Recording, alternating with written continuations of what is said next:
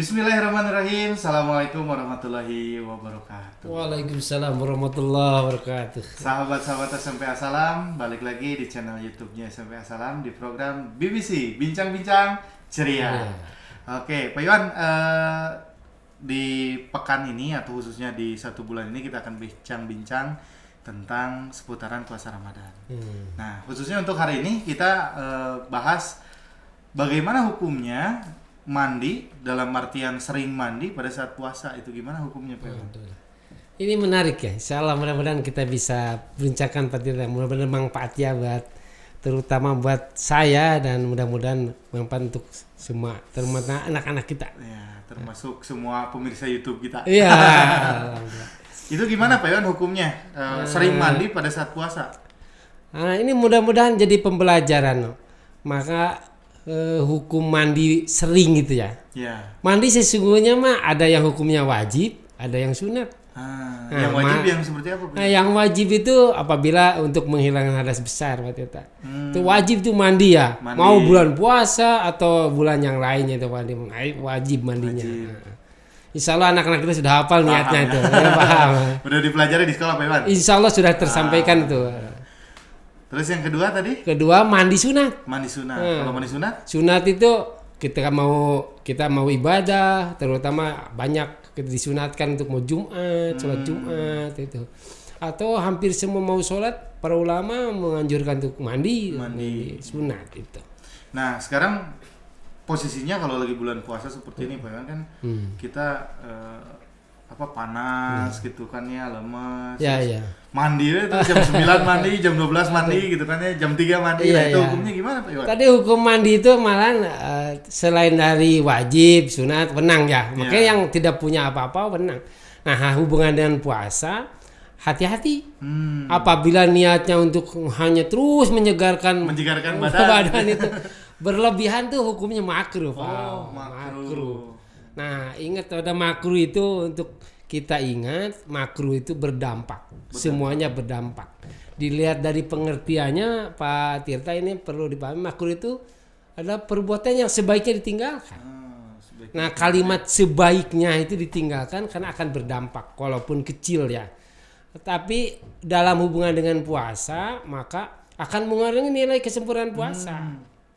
Nah, apabila dalam proses itu kenapa ada hukumnya makruh? Apabila kita tiba-tiba lengah, bisa aja batal puasanya. Bisa aja batal ya. Batal. Mungkin ketika mandi asik, apalagi di kamar mandi kolam renang kecil, tiba-tiba ketelan gitu ya. lalai, maka akan batal sering puasanya. Hal ini Pak Tirta yang kita perlu pahami ya. Keterangan syar'inya makruh itu bagaimana gitu. Rasulullah SAW bersabda, "Manaha anhu syari'u la ala wajhil izami bitarki." Artinya apa-apa yang dilarang oleh pembuat syar'i yaitu Allah akan tetapi tidak diharuskan untuk meninggalkannya. Ini ada harus kita rem. Boleh melakukan tapi harus ada remnya. Jangan berlebihan. Jangan berlebihan, terus niatnya mungkin tadi Iya. kita seger terus kan makruh. Makruh itu, Pak. Nah, sekarang gini, Pak Iwan, kan kalau tadi sering mandi, sekarang kalau berenang. Kan berenang kita di air tuh masuk gitu kan ya. Terus bisa jadi masuk ke telinga atau bahkan ke mulut sendiri gitu. Itu gimana, Pak Iwan, kalau berenang? Nah, saya kira ada hubungan dengan materi yang sebelumnya, Pak Tirta. Saya kira olahragawan apalagi atlet renang, Iya. Nah, itu gimana? boleh-boleh saja. Tetapi selama bisa menjaganya. Nah, menjaga. Tapi kalau niatnya tadi ingin menyegarkan terus supaya segar ya, Berendam. bukan berendam. Hati-hati. Malahan para ustadz, para ulama hati-hati ketika di kolam renang jangan sampai kentut, Pak. Kenapa? Kalau kentut masuk tuh air ke debu maka batal hukumnya. Oh. Nah, gitu. Hati-hati tuh. Tetapi kalau tidak disengaja kita itu Allah Maha Pengampunnya. Jadi boleh-boleh aja hanya teratur. Tadi jangan berlebihan sehingga kena hukumnya makruh, Pak. Gitu. Ya, berarti berenang itu sebetulnya boleh. Boleh mandi aja. juga boleh. Boleh. Tapi jangan berlebihan. Berlebihan. Nah, untuk baiknya Pak Iwan untuk di bulan puasa ini kan kita kalau siang kita masuk waktu duhur, asar gitu kan ya. Itu mandi di waktu itu baiknya setiap mau sholat atau gimana? Atau baiknya gimana mandi waktu Ramadan ini? Ya, Ramadan itu sebaiknya mandi itu sebelum sholat subuh, Pak. Sebelum sahur ya. Nah, maka untuk setelah terbit matahari sampai terbenam itu hati-hati. Apabila tidak menjaga, malah para ulama sampai tidak menganjurkan untuk mandi, khawatir mengganggu kena hukum makruh tadi. Nah, berhubungan panjang itu para ulama, jangan sampai siang hari tengah bolong sikat gigi gitu. Nah, sikat gigi apabila terasa tertelan bisa aja batal. Kalau terasa aja kan, misalnya kita pakai pasta gigi, pakai pasta gigi gitu, sikat gigi, terus tidak tertelan, tapi kan ada rasanya di lidah, itu termasuk batal atau tidak? Apabila tidak tertelan, maka hukumnya makruh tadi. Maka para ulama lebih baik kalau mau sikat gigi ya, jangan pakai pasta gigi lah, pakai apa, sikat giginya saja, supaya tidak ada rasa yang tertelan oleh kita kan, khawatir batal. Maka makruh itu mencegah jangan sampai terjerumus jadi batal. Ya. Nah, kan tadi Pak Iwan kalau kita sering-sering mandi itu makruh hukumnya. Nah, dampak melakukan yang makruh itu gimana Pak Iwan? Nah, ini Pak Tirta, anak-anak kita perlu mungkin diberi sedikit pencerahan dalilnya supaya tidak ragu ya. Betul. Maka Rasulullah SAW bersabda yang diriwayatkan oleh sahabat Abu Hurairah, Bismillahirrahmanirrahim. Kam so'imin laisa lahu min siyamihi ilal ju. Nah, ilal ju penekanannya, ilal ju. Wa kam min qa'imin laisa lahu min qiyamihi ilal syahr. Yang artinya insyaallah betapa banyak orang yang berpuasa, Pak Tirta ini ya, namun tidak ada yang ia dapatkan kecuali hanya rasa lapar. Dan ada penekanan lagi, dan betapa banyak orang yang melakukan ibadah malam harinya tidak mendapat apa-apa kecuali hanya begadang. Ini perbuatan yang harus ditinggalkan. Jangan sampai ibadah puasanya tidak mendapat apa-apa atau ibadah yang lainnya tidak. Karena apa? Melakukan yang makruh-makruh itu, Pak. Jadi tadi apa namanya, laparnya doang, Pak Iwan ya? Iya, hanya dapat doang gitu ya, karena habis sama makruh gitu ya. Tapi yang bahayanya kalau hitungan rugi ya, dia harus terus puasa. Tidak boleh makan, tidak minum. Walaupun pahalanya walau alam Allah akan menghitungnya karena tidak mencegah makruh itu, Pak ya. Tapi dalam segi apa namanya, kalau kita bahas batal atau tidaknya, kalau kita misalkan makruh tadi itu membatalkan atau memang tidak? Tidak membatalkan makruh itu, hanya mengurangi kesempurnaan. Maka dikategorikan makruh itu menghilangkan pahala sunatnya. Maka puasa itu wajib.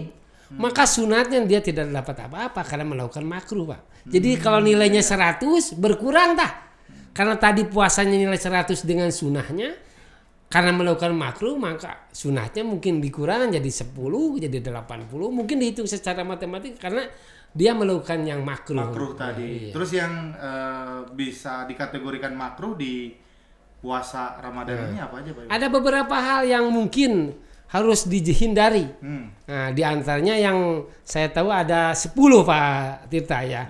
Yang pertama adalah berlebihan ketika berkumur-kumur. Terus berkumur-kumur ya. Tapi berkumur itu boleh ya, tidak boleh. Asal tidak tertelan tadi. Karena berlebih tadi yang makruh itu. Supaya seger. Tiba-tiba terasa tercium bau mulut ya. Walaupun para ulama sudah memikirkan baunya mulut yang berasa itu akan Allah balas dengan minyak yang luar biasa. Gitu ya. Tapi kalau berlebihan mungkin tidak ada manfaatnya. Makruh itu ya. Itu yang pertama. Yang keduanya yang kedua adalah melakukan bekam pada saat puasa. Nah, yang suka dibekam. Bekam juga makruh. Kenapa makruh? Nah, ini bekam ini perbuatan yang dulu yang disunahkan oleh Rasulullah dalam sakit ya. Tapi dalam puasa karena ada pemaksaan kelihatannya. Dia ada, kalau bekam sekarang kan pertama dia ada yang ditusuk dengan jarum, kemudian disedot darahnya, mungkin itu tuh tentang keluar darahnya, mungkin makruhnya karena ada sedikit pemaksaan kepada diri kelihatannya itu. Itu yang kedua. Yang ketiganya apa? Yang ketiga adalah tidak secara berlebihan saat berpuasa, selalu berlebihan dalam puasa. Contoh misalkan kita ingin makan, wah besok gitu ya? buka apa itu juga makruh. Atau sudah menghitung berapa bakso yang harus ada lengkap, berapa apel yang harus sedia itu, bukan? Ngumpul makanan itu seneng-seneng. Biasa puasa tuh luar biasa. Luar biasa kalau makan. Itu yang ketiga. Yang keempat mandi dengan menyelam, hati-hati. Mandi menyelam, bukan berenang tadi ya. Niat olahraga ini ini supaya menyegarkan nyelam terus. Yeah. Nah, itu juga makruh perbuatannya. Selanjutnya yang kelima ya, mengumpulkan ludah. Nah, ludah. Karena haus terus dikumpulkan disimpan di mulut ini, mungkin orang jijik mah gak akan melakukan ya. Disimpan di mulut dimasukin lagi gitu kan. Ya, itu batal Pak kalau telan. Apalagi sudah keluar bibir ya. Nah, itu hati-hati tuh. Jadi mengumpulkan ludah untuk menyegarkan mulut supaya tidak haus. Kemudian jangan ditelan. Kalau ditelan batal ya. Kemudian yang keenam Pak Tirta mencicipi makanan. Jangan lupa nih, cobaan ini asin enggak gitu, itu makruh. Apabila terasa nikmat, apabila tertelan batal juga. Maka para ulama lebih baik jangan dicicipi lah. Jangan dicicipi. Nah, maka ini harus mulai kita menerapkan tasamu atau toleransi pada orang. Apabila ibu kita masak kurang asin, apabila terlalu manis, disitulah kita harus menerima toleransi. Karena nggak dicicipi. Boleh dicicipi tapi hukumnya makruh. Lebih baik para ulama janganlah katanya, saling maklum lah gitu katanya. Yang kemudian yang tadi tekan adalah yang ketujuh, sikat gigi, apalagi pakai pasta di siang hari. Artinya mulut kita lebih baik makruh dihindarkan. Takut menelan rasa dari pasta gigi itulah. Apalagi Pak Iwan kalau misalkan gini, yang pasta giginya yang mint tuh, yang rasa dingin gitu, mungkin itu mah udah beda lagi. Beda lagi karena rasa-rasa itu. Rasa itu ya. Kalau dia sanggup sampai menghabiskan kumurnya tidak terasa, mungkin batasannya ya. Yang dikhawatirkan itu kan tertelan. Jadi ada segar walaupun ya. Tadi para ulama ngasih motivasi biarkanlah bau sedikit. Nah, mudah-mudahan Allah Maha tahu tentang pahala puasa. Nah, selanjutnya gimana Ibu? Kemudian yang kedelapan, perbuatan yang membahayakan. Jorok misalkan membahayakan, artinya mengganggu tentang kesempurnaan kita puasa. Ya itu jangan dihindari. Contohnya gimana? Ya perbuatan yang jorok misalkan ya. Boleh saja nih ngorong gitu kan. Artinya itu perbuatan yang jorok misalkan, atau banyak saya kira contohnya yang jorok-joroknya artinya orang lain melihatnya jijik sama kita. Nah itu. Yang kesembilan, mencium saat puasa. Jadi ini khusus yang dewasa lah. Jangan sun pipis sunu. Ini karena takutnya timbul syahwat gitu. Apalagi kan nyambung sampai kemarinnya. Syahwat itu adalah bisa aja membatalkan puasa. Nah, yang terakhir yang perlu ditekankan untuk yang sudah berkeluarga ini. Jangan pernah dekat-dekat berlama-lama dengan pasangan suami istri. Tadi karena ditautkan timbul syahwat itu. Saya kira itu materi yang menurut saya menarik untuk kita, dan mudah-mudahan putra-putri kita menyimak dan makin cerdas di bulan puasa ini Pak Tirta. Amin. Mungkin diskusinya untuk sesi ini cukup dulu Pak Iwan, karena besok kita akan lanjut lagi dengan materi yang luar biasa lainnya. Jadi intinya untuk sahabat-sahabat SMP As-Salam, sering-sering mandi di bulan Ramadan ini hukumnya makruh gitu ya. Apalagi kalau berenang sampai tertelan itu bisa membatalkan puasa. Bahkan tadi keluar kentut gitu ya, air masuk gitu kan batal. Oke, itu saja mungkin untuk sesi kali ini. Ditutup dengan doa, wallahul muwaffiq ila aqwamit thoriq. Wassalamualaikum warahmatullahi wabarakatuh. Waalaikumsalam warahmatullahi wabarakatuh.